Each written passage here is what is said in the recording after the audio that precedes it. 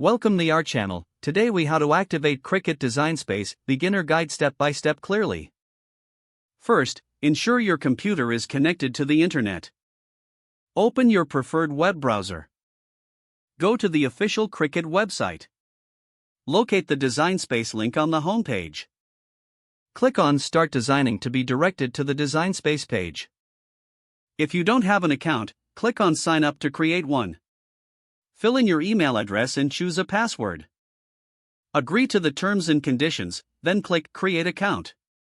If you already have an account, click on Login. Enter your email and password, then click Login. Once, click on the Download button to start the installation process. After downloading, locate the installation file in your Downloads folder. Double-click the file to begin the installation. Follow the on-screen instructions to complete the installation. Once installed, open the Design Space application. Log in with your account credentials if prompted. Take a moment to explore the interface. Familiarize yourself with the toolbar and design options. To start a new project, click on New Project in the top left corner. You're now ready to begin using Cricut Design Space for your projects. If the page does not load, refresh the browser or try again in a private or incognito window.